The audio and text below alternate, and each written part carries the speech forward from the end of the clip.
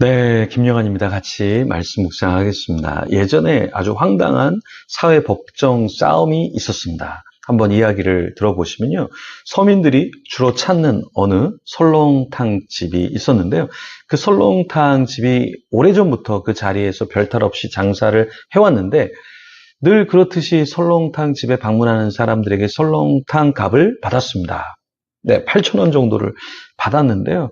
근데 문제가 됐어요. 왜냐하면 법정에서 왜 설렁탕 값을 한꺼번에 다 받느냐.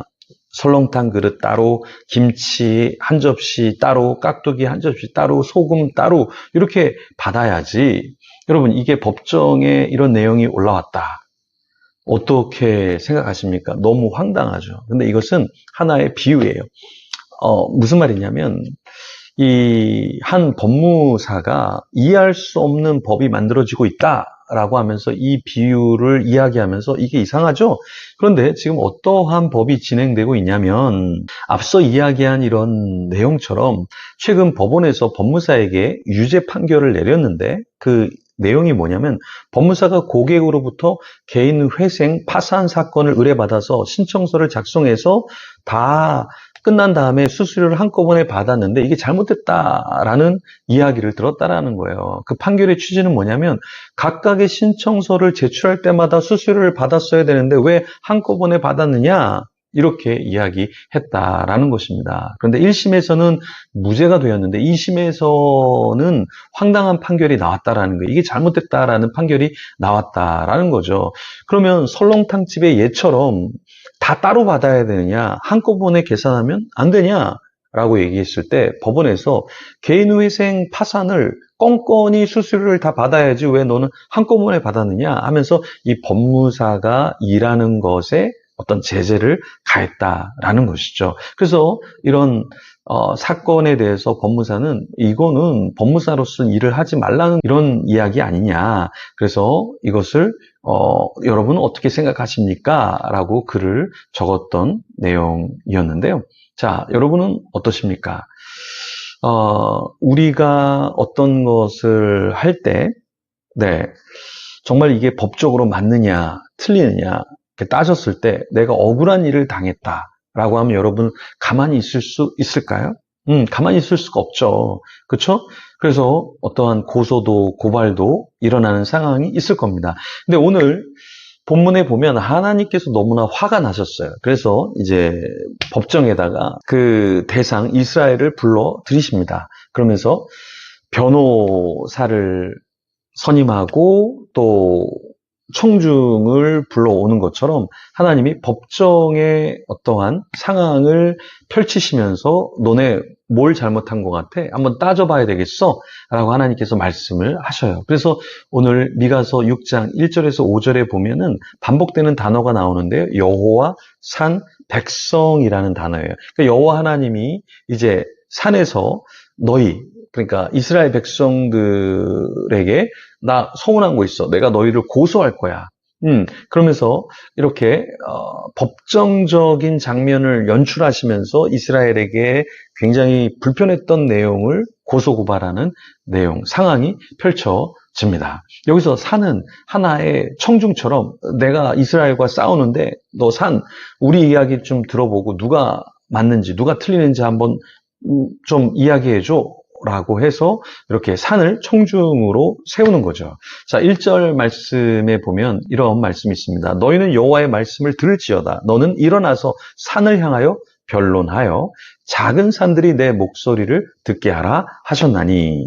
자, 하나님께서 지금 산을 향하여 변론한다 이렇게 말씀하셔요. 여기 산은 하나님과 이스라엘과 논쟁할 때 배심원으로서의 역할을 비유로 이야기하신 거예요. 그 배심원이 있어야 판결에 있어서 결정이 나니까 산, 너네 작은 산 한번 와서 여호와 하나님이 이스라엘과 이렇게 다툴 때 누가 잘못됐는지 좀 판결을 해주면 좋겠어 라고 하나님께서 배심원으로 세우는 장면이 나옵니다. 그러니까 하나님이 무엇이 그렇게 서운하셔서 이런 법정에 이스라엘을 세우셨을까요? 그러니까 사랑을 제대로 해줬는데 이스라엘이 나 받은 적 없어요. 하나님 충분히 사랑받지 못했어요. 그래서 하나님한테 좀 원망도 많고요. 그래서 하나님 떠났습니다. 라는 거예요. 그러니까 하나님이 이런 상황을 보시고 이해할 수 없다라는 거죠. 우리 한국에도 이혼율이 높아지고 있습니다. 부부 사이에 갈등이 있어요. 근데 그 내용을 보면 서운한 게 있는 거예요. 그렇죠? 어떤 유책이 있을 수도 있지만 또 그냥 개인적인 감정적인 서운함이 있어서 이혼하는 경우도 있습니다. 그럴 때 그 상황을 보면 아주 작은 것도 있지만 큰 어떠한 서운함도 있을 수 있잖아요. 근데 오늘 본문에 하나님께서는 작은 것 때문에 내가 너희를 문책하고 너희를 징계할 거야 라고 말씀하는 게 아니라 하나님은 모든 걸 다 주셨는데 너희는 못 받은 척 너희는 지금 방자하게 죄를 짓고 있다.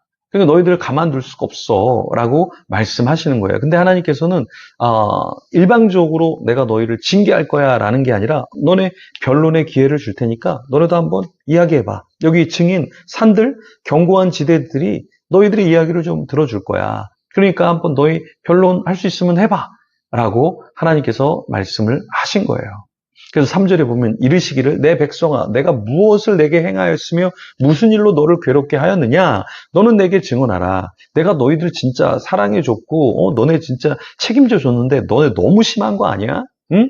내가 너네한테 어떤 일을 해줬어? 4절에 내가 너를 애굽 땅에서 인도해내어 종 노릇하는 집에서 속량하였고 모세와 아론과 미리암을 내 앞에서 보냈느니라. 그래서 하나님이 너네를 이스라엘에서 탈출시켜줬지. 그리고 지도자들 모세, 아론, 미리암 너네 앞에 세워줬지. 근데 너네 뭐가 그렇게 불만이야? 너네 왜 나를 제대로 섬기지 않는 거야? 하나님께서 이렇게 말씀하셨다라는 거예요. 근데 하나님께서 정말 화가 난 것은 또 5절에 보면 내 백성아 너는 모압 왕 발락이 꾀한 것과 부올의 아들 발람이 그에게 대답한 것을 기억하며 시딤에서부터 길갈까지의 일을 기억하라.